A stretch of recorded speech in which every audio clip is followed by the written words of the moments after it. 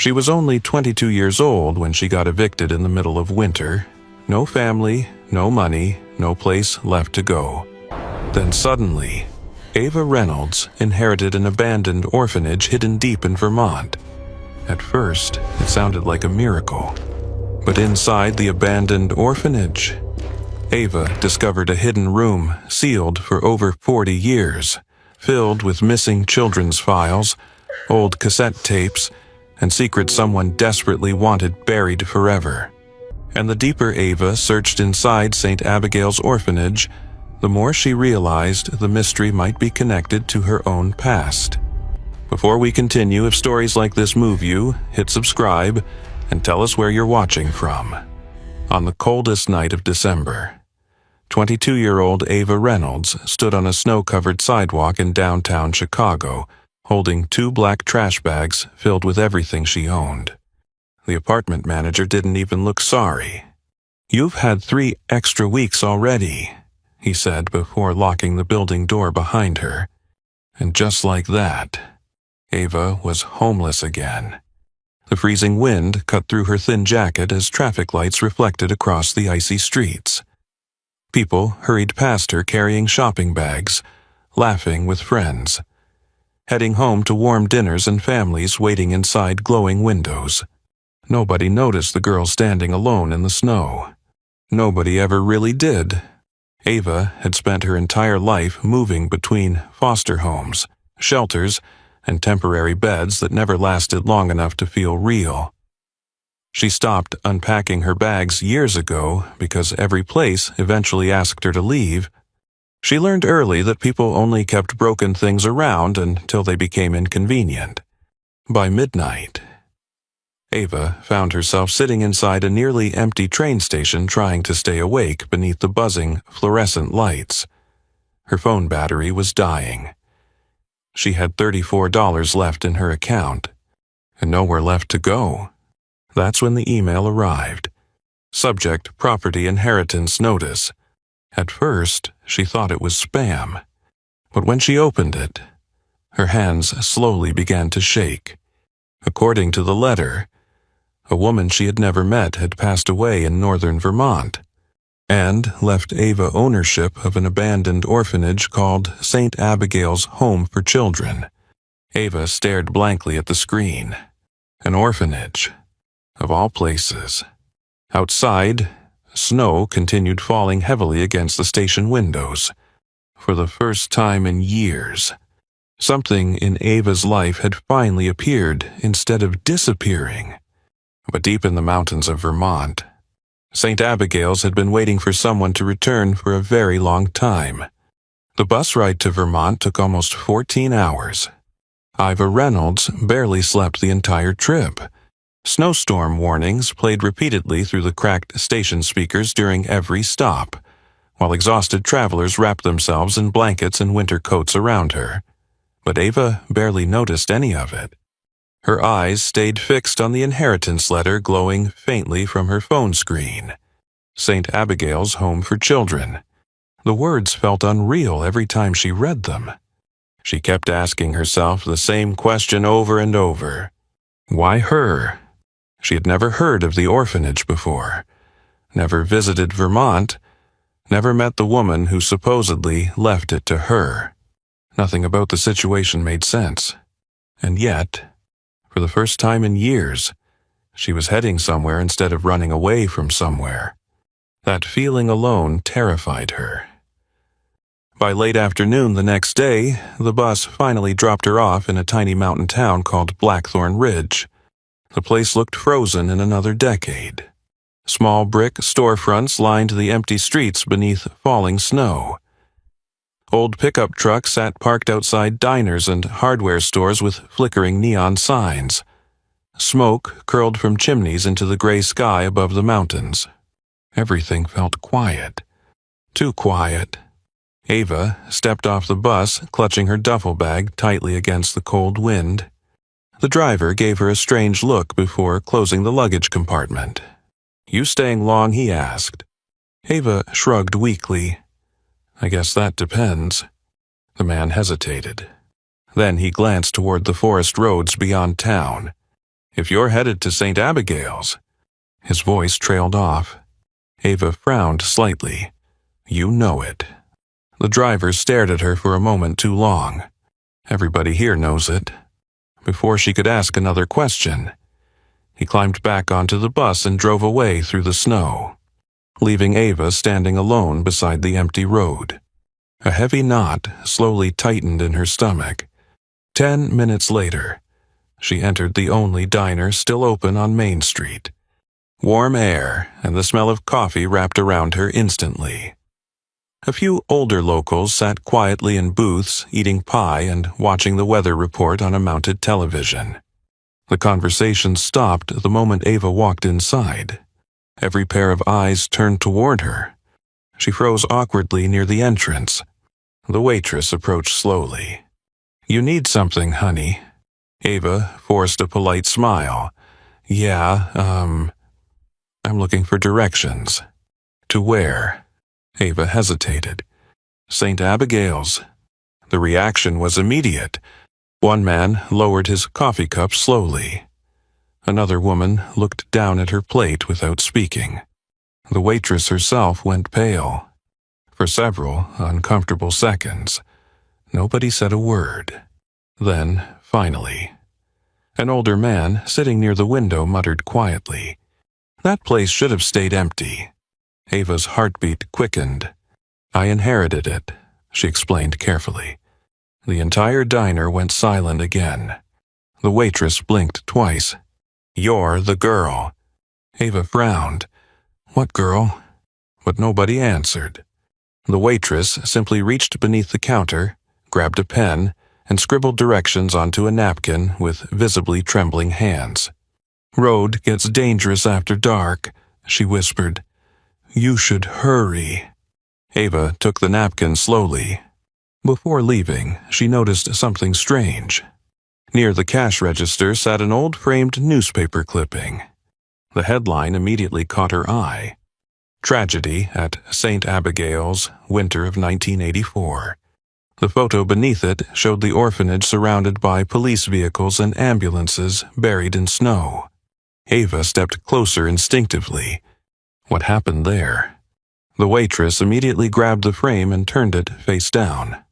"You should go," she said firmly. Not angry, afraid. That frightened Ava more than anything else.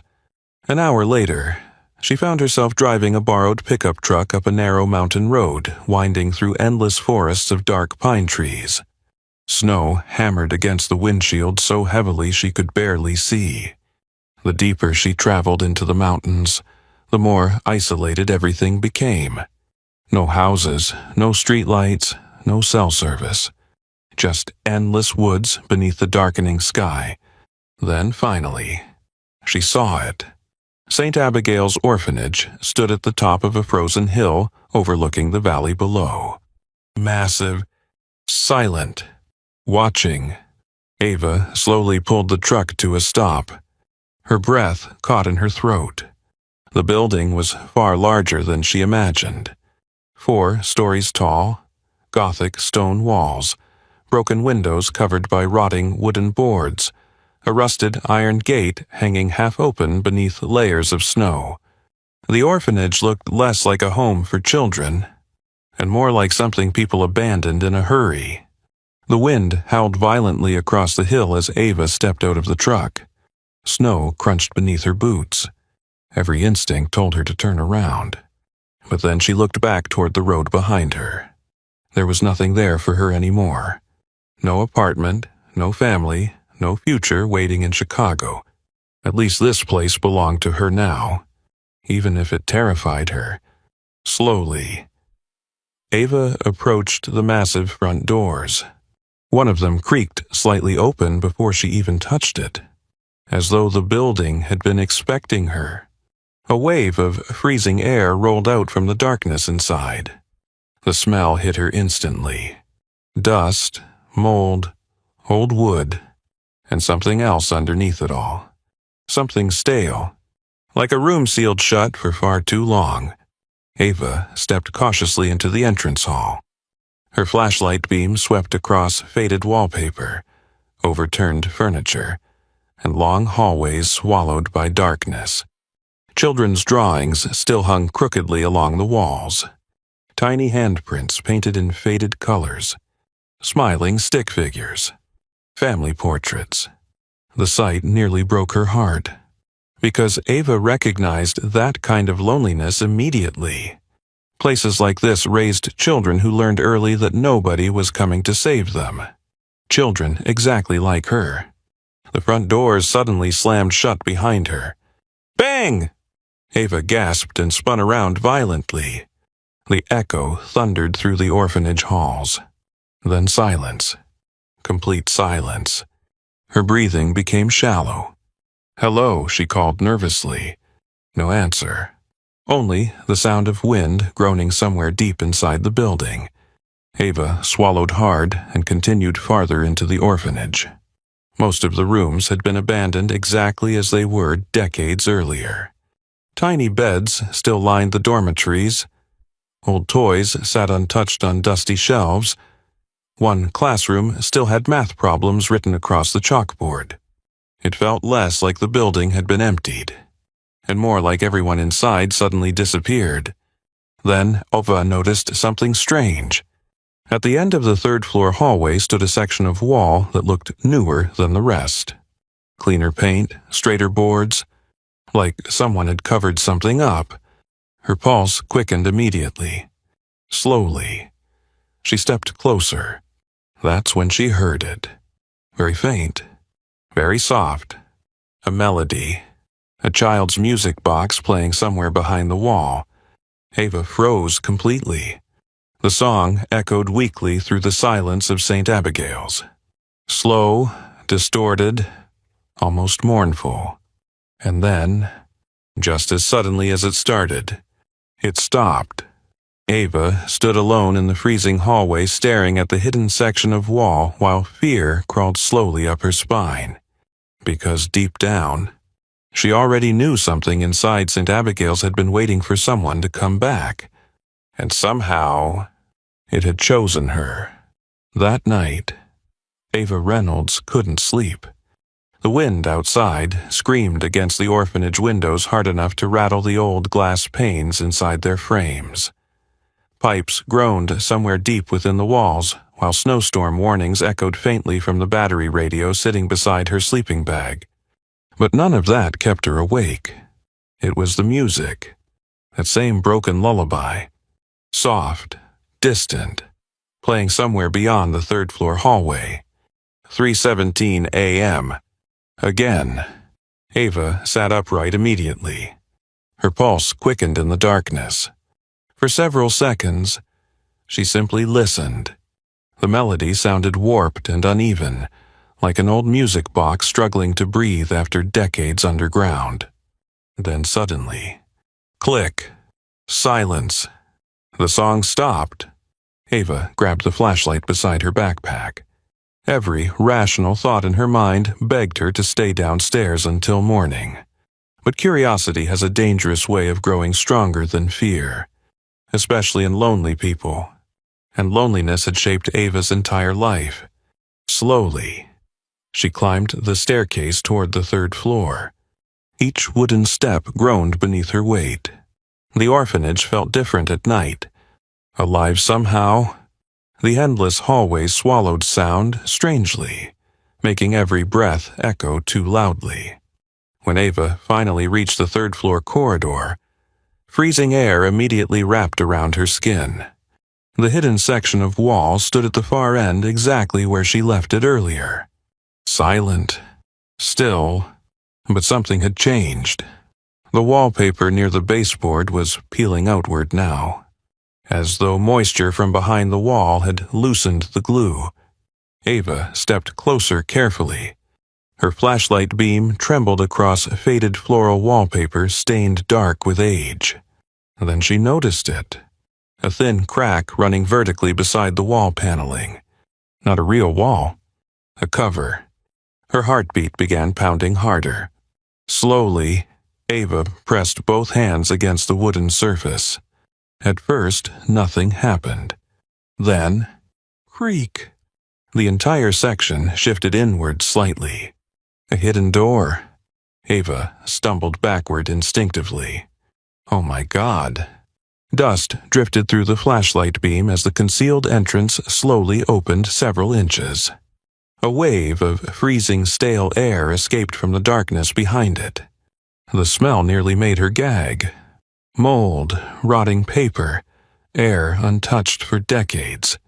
And beneath it all, something painfully familiar. Old hospital disinfectant. The scent instantly dragged Ava backward through childhood memories she spent years trying to forget. Sterile foster care offices, government shelters, white fluorescent hallways where frightened children waited silently for adults who never came back. Her chest tightened painfully. For a moment, she almost closed the door and walked away. But then she saw the words scratched faintly into the wood near the handle. "Please don't forget us." Ava froze. The handwriting looked uneven, childlike. A chill crawled slowly up her spine. With trembling hands, she pulled the hidden door open wider. Darkness stretched beyond it. A narrow hallway concealed inside the walls of St. Abigail's. The flashlight barely reached the end. Ava stepped inside cautiously. Dust coated everything. Tiny footprints still marked the sections of the floor beneath layers of dirt, frozen in time like ghosts trapped beneath decades of silence. The hallway led to a massive steel door at the far end. Room 317. The numbers were barely visible beneath rust and peeling paint. A heavy chain had once wrapped around the handles, but it now hung broken across the floor. Ava swallowed hard. Something about the room felt wrong. Not haunted. Worse. Hidden. Like someone desperately wanted this place erased forever. Her hand slowly wrapped around the cold metal handle.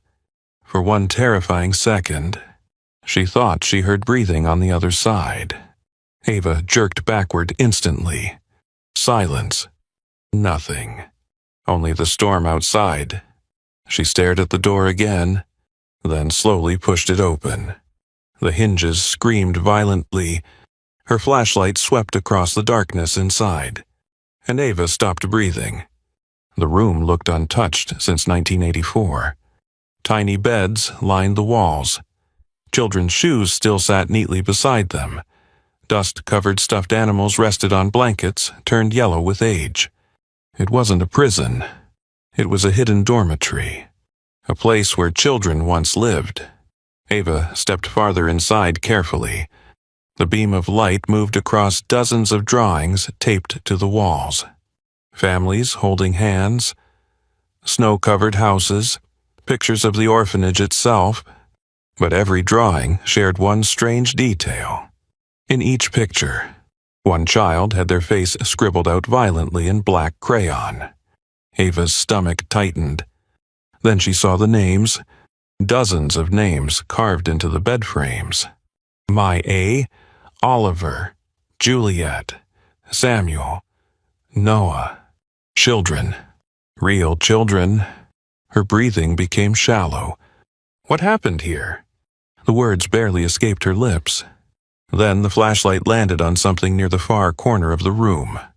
A pile of cassette tapes stacked carefully beside an old tape recorder. A handwritten label rested on top. For anyone who finds this. Ava knelt slowly beside it. Her fingers trembled as she inserted the tape. For several seconds, only static crackled through the speaker. Then, a child's voice.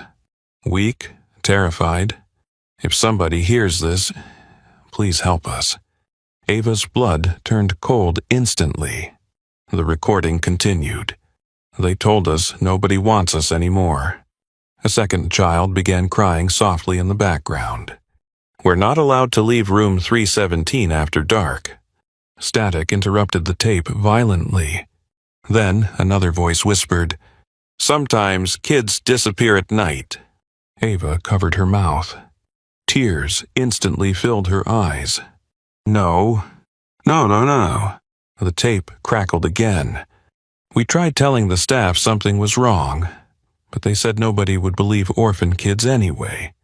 Ava felt physically sick, because deep down, she knew exactly what that felt like. Children without parents learned early that adults rarely listened to them, especially frightened children. The recording suddenly distorted sharply. Then one final sentence played through heavy static.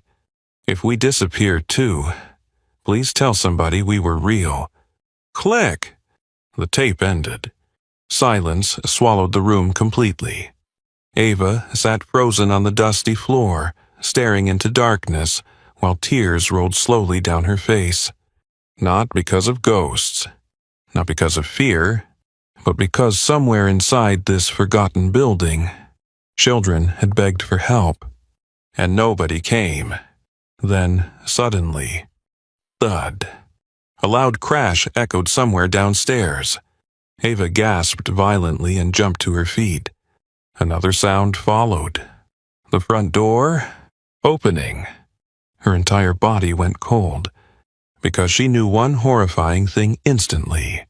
She was no longer alone inside St. Abigail's. Ava Reynolds stopped breathing. The sound downstairs echoed through St. Abigail's like thunder inside a tomb. The front door had opened, slowly, deliberately, and she knew with terrifying certainty. Someone else was inside the orphanage. The flashlight trembled violently in her hand as she backed away from the center of room 317. Every survival instinct screamed at her to hide, but another feeling rose stronger now. Anger. Deep, painful anger. Because the cassette tape had changed something inside her forever. This wasn't a ghost story. Those children were real. Their fear was real. And worst of all, nobody had listened. Another sound echoed downstairs. Footsteps, heavy, slow, moving across the entrance hall. Ava immediately killed the flashlight. Darkness swallowed the room. Her heartbeat pounded so loudly she thought whoever entered the building might hear it. The footsteps continued. Creak, one stair at a time, coming upward, toward the third floor. Ava's mind raced desperately. Should she run, call the police? Her phone showed no signal. Of course. The storm had knocked everything out again. The footsteps stopped somewhere below the hallway. Silence followed. Then a man's voice echoed faintly through the darkness.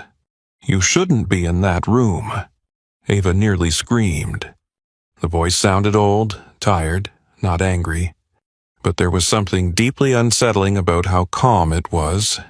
Slowly, Ava forced herself toward the doorway of room 317. Moonlight spilled faintly through broken windows at the far end of the corridor. And there, standing near the hidden entrance, was an elderly man holding a lantern. Gray beard, heavy winter coat, snow covering his boots. He looked at Ava sadly, not surprised, almost disappointed. "You opened it," he whispered. Ava tightened her grip on the flashlight. "Who are you?" The man hesitated. "My name is Walter Green." Ava's pulse quickened immediately. She recognized the name, one of the signatures from the old newspaper clipping downstairs. Walter Green had once worked at St. Abigail's decades earlier. "You worked here," Ava said quietly. Walter lowered his eyes. "Yes." The silence between them suddenly felt crushing. Ava's voice shook with emotion. "What happened to those kids?" The old man looked toward room 317. For several seconds, he said nothing. Then finally, "We failed them." The answer hit harder than she expected. Not because it explained anything, but because of the guilt in his voice. Walter stepped slowly into the hidden room. His lantern illuminated the tiny beds and faded drawings across the walls. "They told us the children in this wing were troubled," he whispered, "hard to place, emotionally unstable." Ava frowned. "What does that mean?" Walter swallowed hard. It meant nobody would miss them. A cold wave passed through Ava's chest. The old man continued slowly. Back then, orphanages like St. Abigail's were overcrowded, underfunded, corrupt. Children disappeared from the system easier than people want to admit. Ava stared at him in horror. No. Walter nodded weakly. Runaways, foster transfers, paperwork errors. That's what the state called it. His eyes filled with tears. But some of those children never left this building. The room suddenly felt suffocating. Ava remembered the tape. If we disappeared too, please tell somebody we were real. Her voice cracked. What happened to them? Walter looked physically ill now. We didn't know everything at first, he whispered. But children started getting sick. Ava's stomach tightened. Sick how? The old man pointed toward the walls quietly. There's an old medical wing beneath St. Abigail's. Ava froze. A basement? Walter nodded slowly. In the early 1980s, private researchers funded experimental psychiatric programs here. Ava's blood ran cold. They used orphans. Walter's silence answered for him. The realization shattered something inside her. This wasn't paranormal. This wasn't some haunted building cursed by spirits. It was something far more horrifying. Real adults, real institutions, real cruelty hidden behind locked doors. Children society already forgot had been treated like disposable test subjects. Ava suddenly understood why the town acted terrified whenever St. Abigail's was mentioned. Not because they feared ghosts, because they feared the truth. Walter's voice trembled now. Some staff tried reporting what was happening, but the funding came from powerful people. Ava thought about her own childhood instantly. The foster homes, the shelters. The social workers too overwhelmed to remember her name. Kids without families existed in the blind spots of society. And blind spots were dangerous places. Walter slowly handed Ava a small rusted key. She stared at it carefully. What's this? The final room. Ava's heartbeat stopped. Walter pointed toward the floor beneath the room 317.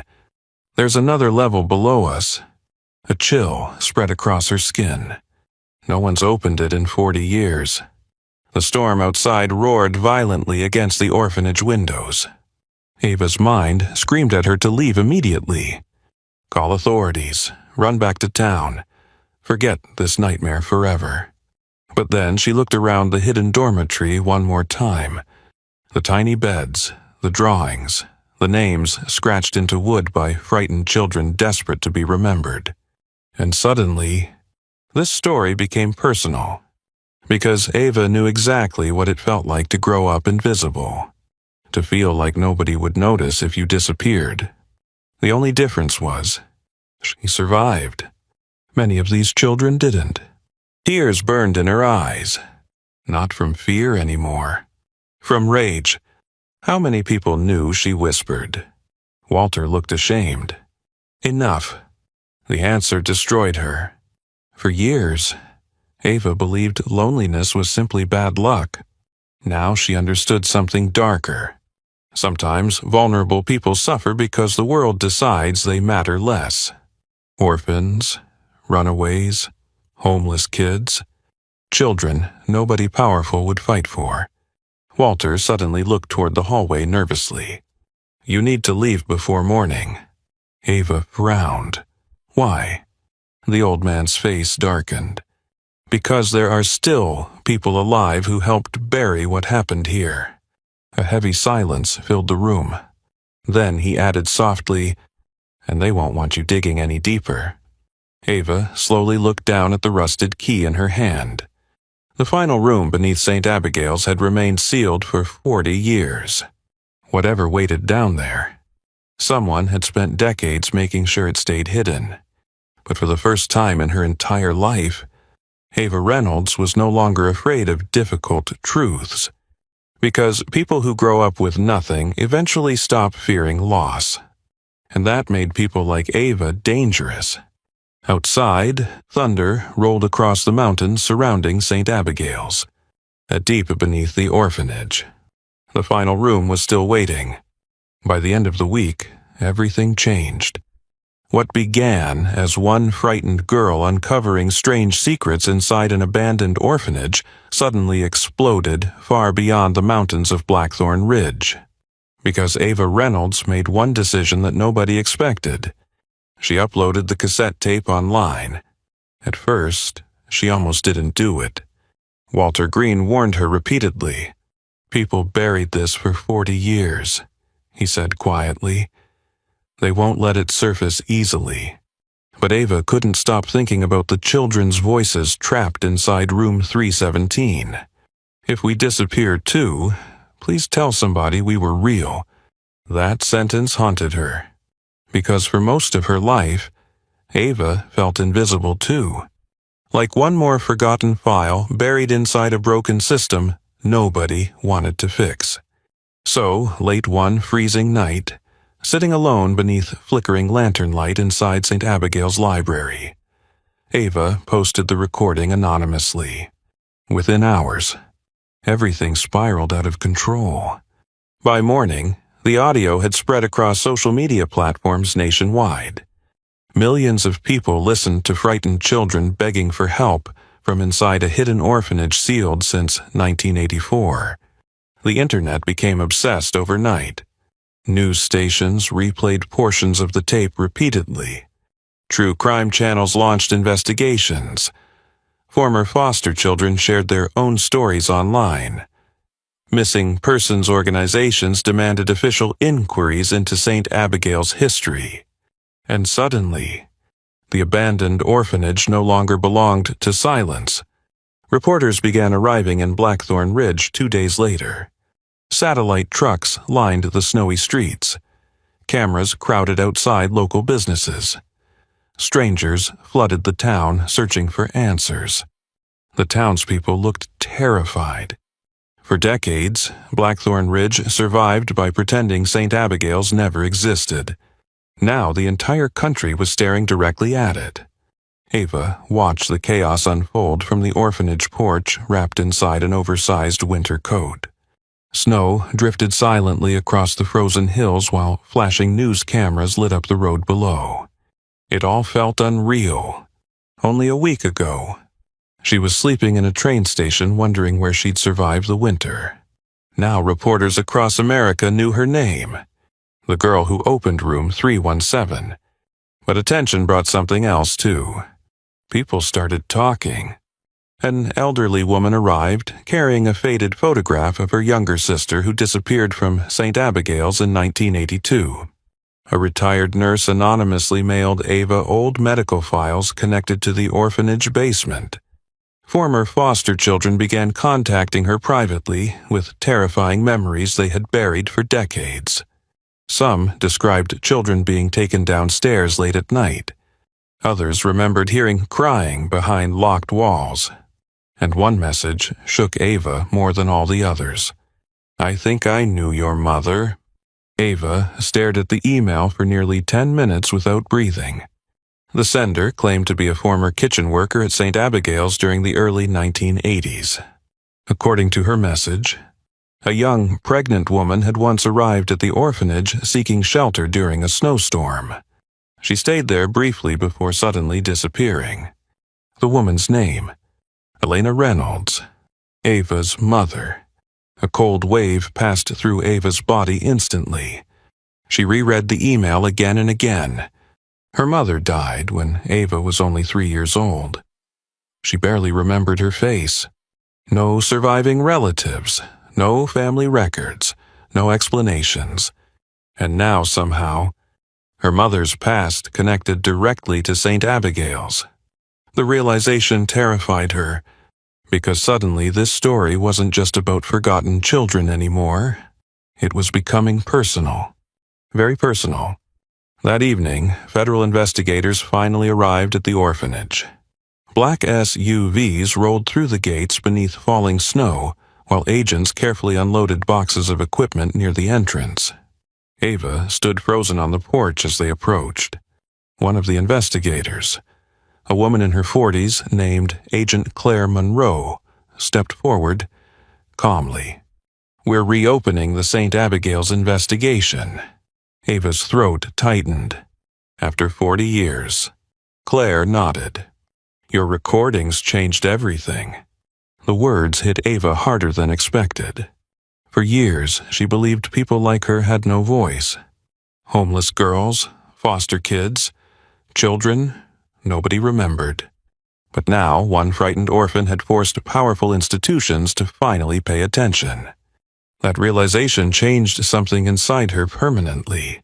The investigators spent hours documenting room 317 and the hidden hallway. They photographed every drawing, every carved name, every cassette tape. But the biggest discovery came later that night. One of the agents uncovered old blueprints hidden behind a collapsed cabinet in the basement archives. Claire immediately brought them to Ava. "You need to see this." The yellowed blueprints revealed the full layout of St. Abigail's Orphanage. But there was one section circled heavily in red ink. Sub-level C.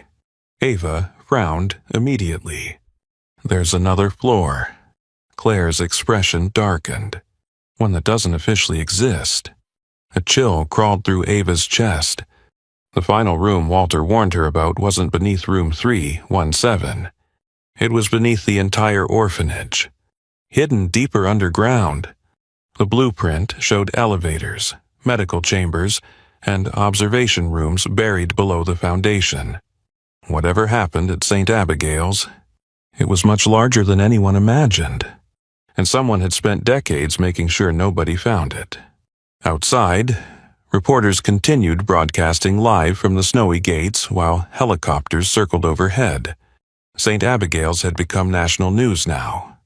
But inside the orphanage, Ava sat alone holding the old blueprint with trembling hands. For the first time in her life, she no longer felt powerless. Because this place had given her something she never expected to find. Purpose. Not survival, not temporary shelter. Purpose. All those years bouncing through shelters and foster homes taught Ava one painful truth. People only fight for children they believe matter. And maybe that was why St. Abigail's stayed hidden for so long, because nobody fought hard enough for the forgotten ones. But now, someone finally was. Ava slowly looked toward the dark staircase leading deeper beneath the orphanage. Somewhere below St. Abigail's, the final secret still waited, and whatever was hidden there had the power to destroy everything Blackthorn Ridge buried 40 years ago. Or finally set the truth free. The first threat arrived 3 days later. No return address, no stamp. Just a plain white envelope shoved beneath the front door of St. Abigail's sometime during the night. Ava Reynolds found it while making coffee in the orphanage kitchen early that morning. At first, she assumed it was another letter from reporters. But the moment she opened it, her blood ran cold. Inside was a single photograph. A child standing in front of St. Abigail's during winter sometime in the early 1980s. The child's face had been scratched out violently with black ink, and beneath the image, written in shaky handwriting, were 5 words. "Stop digging or you're next." Ava stared at the message silently. Her hands trembled slightly, not because she was surprised, but because deep down, she knew this moment was coming. The closer the truth moved toward daylight, the more dangerous the people protecting it became. Outside, snow continued falling heavily across the mountains, while news vans crowded the road below St. Abigail's gates. Federal investigators remained on site daily now, combing through documents and hidden sections of the building. But despite the media attention, the deeper levels beneath the orphanage still hadn't been opened. Sub-level C remained sealed, and everyone knew it, especially whoever left the warning. That night, Agent Claire Monroe sat across from Ava inside the orphanage library, reviewing old case files beneath dim lantern light. "You need protection," Claire said firmly. Ava shook her head immediately. I'm not leaving. This isn't about bravery anymore. Claire replied quietly. Someone is watching this place. The room fell silent. Ava looked toward the snow-covered windows. For a moment, she remembered sleeping alone in train stations just weeks earlier. Back then, nobody noticed her existence. Now, powerful strangers wanted her silent. The difference felt surreal. Claire closed the folder in front of her slowly. There's something else you should know. Ava frowned. The agent slid an old photograph across the table. Ava's breath caught instantly. The image showed a group of orphanage staff members standing beside several children during Christmas of 1983. And there, standing near the back row, was Ava's mother, young, smiling faintly, wearing a St. Abigail employee badge. Ava stopped breathing. No. Claire nodded carefully. We confirmed it this morning. The room suddenly felt unstable. Ava grabbed the edge of the table to steady herself. My mother worked here. Briefly, Claire answered. She disappeared 4 months later. A heavy silence swallowed the room. Ava's chest tightened painfully. All her life, she believed her mother abandoned her through addiction or instability. That's what the foster system records always implied. But now, everything was changing. What if she knew something? Ava whispered. Claire hesitated. We think she did. The words shattered something inside her. Ava suddenly remembered the anonymous email claiming Eleanor Reynolds arrived at St. Abigail seeking shelter during a snowstorm. Maybe her mother hadn't stumbled into this place by accident. Maybe she stayed because she discovered something horrifying. And maybe the thought hit Ava so hard that she nearly became sick. What if my mother tried exposing them? Claire didn't answer immediately. That silence terrified Ava more than any response could. Suddenly, bang. A loud crash exploded somewhere upstairs. Both women jumped violently. Another crash followed immediately after. Glass shattering. Claire stood instantly and reached for her flashlight. Stay here. But Ava was already moving. Together, they sprinted into the dark hallway while freezing wind howled through the upper floors. Snow blew inside through a broken third-floor window, and scrawled across the hallway wall in dripping black paint were the words. She should have left, too. Ava froze completely. The message sat directly outside room 317. Claire immediately radioed for backup, but Ava barely heard her. Her eyes stayed locked on the wall, because suddenly this wasn't about old crimes anymore. Someone alive, someone close, knew exactly who Ava was, and they wanted her terrified. That realization changed her completely. For most of her life, Ava survived by staying quiet, staying invisible, never causing problems. That's how foster kids learn to survive. Don't ask questions, don't attract attention, don't make adults angry. But standing there beneath the flickering hallway lights, staring at the threat painted beside the hidden room, something inside her broke. No, not broke. Awakened. Because the people behind St. Abigail's counted on fear. Fear kept children silent. Fear kept towns obedient. Fear kept terrible secrets buried underground for 40 years. And Ava was tired of being afraid. Later that evening, investigators finally prepared to open Sublevel C. The atmosphere inside St. Abigail's felt suffocating. Federal agents moved equipment downstairs while electricians struggled restoring temporary power to the underground elevator system shown on the blueprints. Snowstorm winds screamed outside the orphanage windows like warnings. Walter Green stood silently near the staircase, watching the preparations with haunted eyes.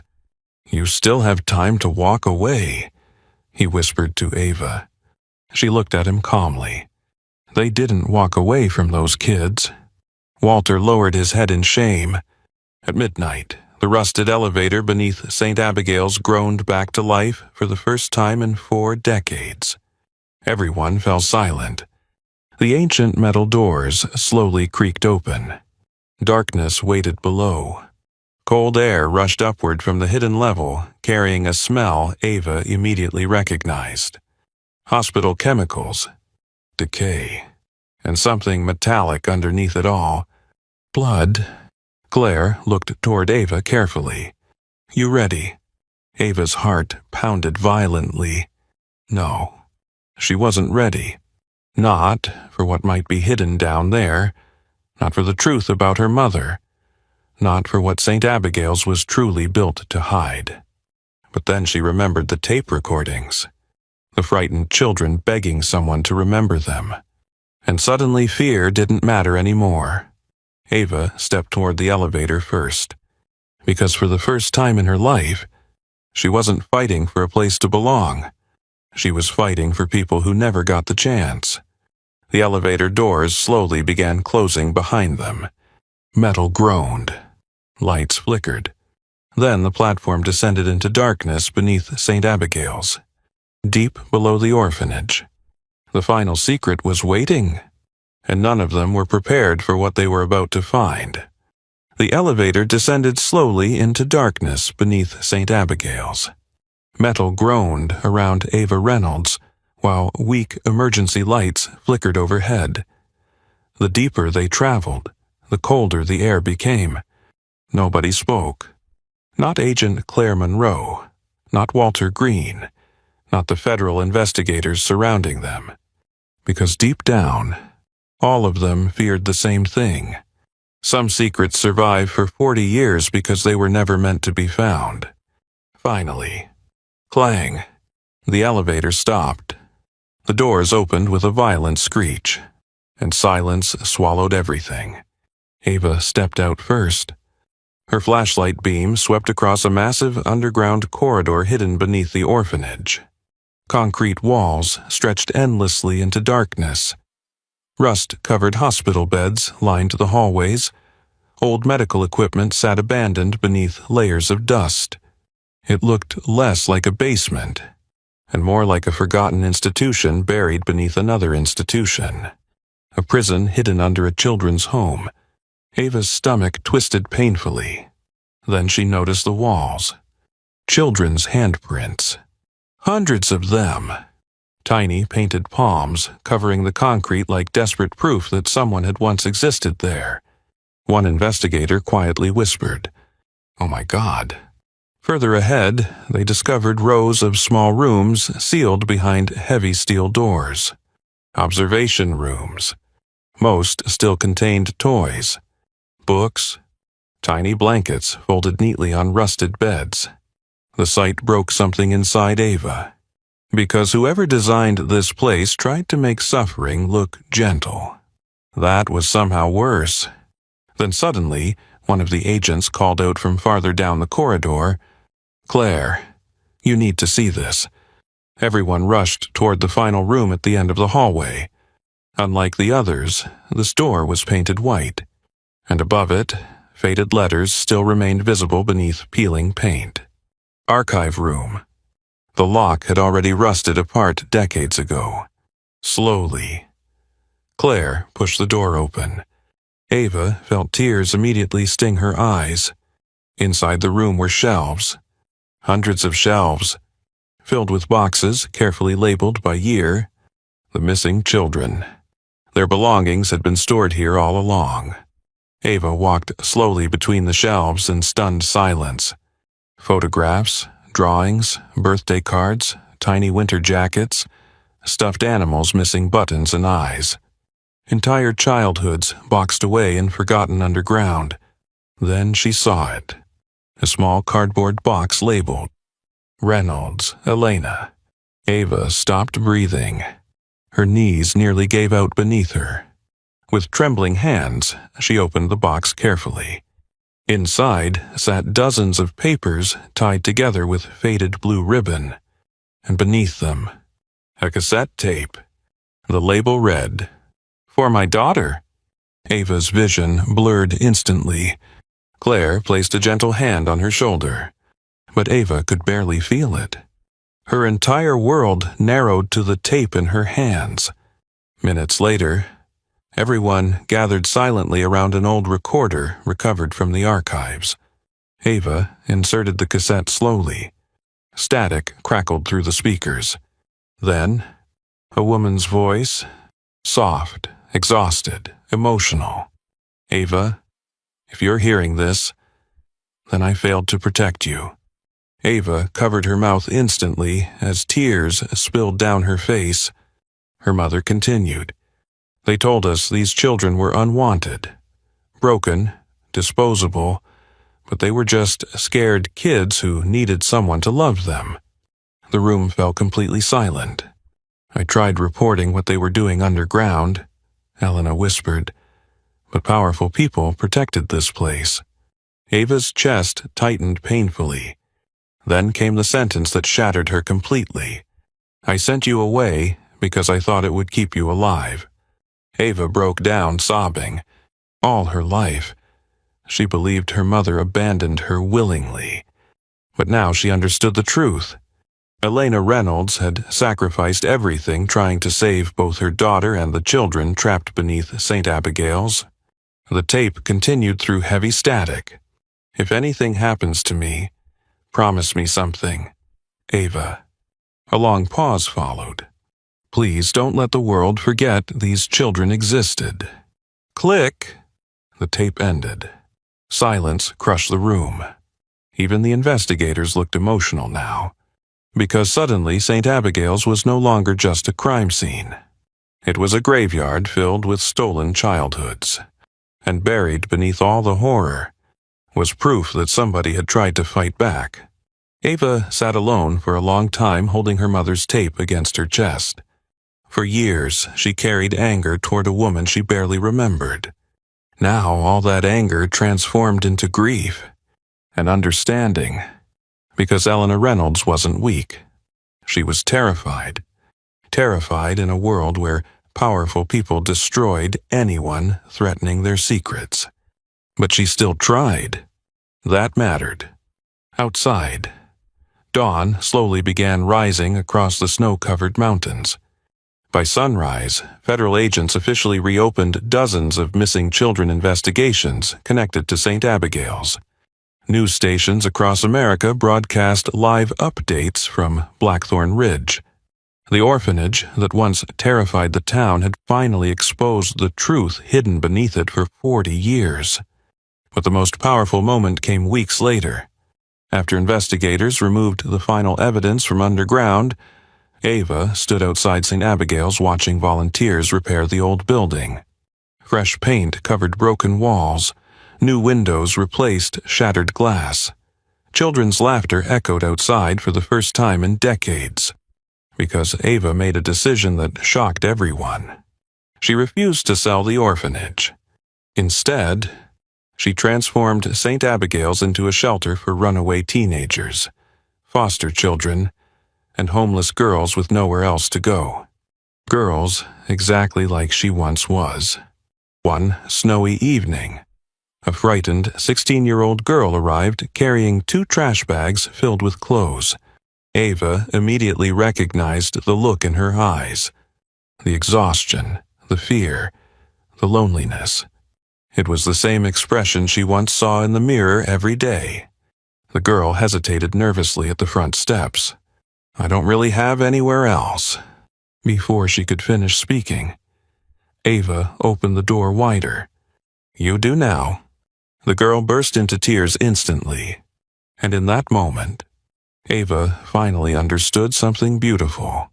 St. Abigail's was never waiting for someone rich, or powerful, or fearless. It was waiting for someone who understood what abandonment felt like. Someone who knew how invisible broken children could become. Because sometimes, the people who survive the darkest childhoods grow up to become the light others desperately need. As snow fell softly around St. Abigail's once more, Ava looked up at the orphanage windows glowing warm against the winter night. 40 years earlier, frightened children begged the world not to forget them. Now, finally, someone listened. Ava Reynolds spent her entire life believing she was the kind of person the world forgets. A foster kid, a homeless girl, someone people looked past without ever truly seeing. And maybe that's why St. Abigail's chose her. Because buried beneath the abandoned orphanage were children who felt exactly the same way. Forgotten, ignored, unwanted. But Ava discovered something powerful inside those hidden rooms. Being abandoned does not mean being worthless. The children of St. Abigail's mattered. Their lives mattered. Their voices mattered. And so did hers. Instead of letting pain turn her cold, Ava used it to protect others who felt invisible too. That's what makes her story unforgettable. Not the mystery, not the hidden room, not even the terrifying secrets underground. It's the fact that a girl who grew up believing nobody wanted her became the reason other children finally felt safe. Because sometimes the people who receive the least love in life become the ones who give the most love away. And sometimes, the deepest wounds create the strongest hearts.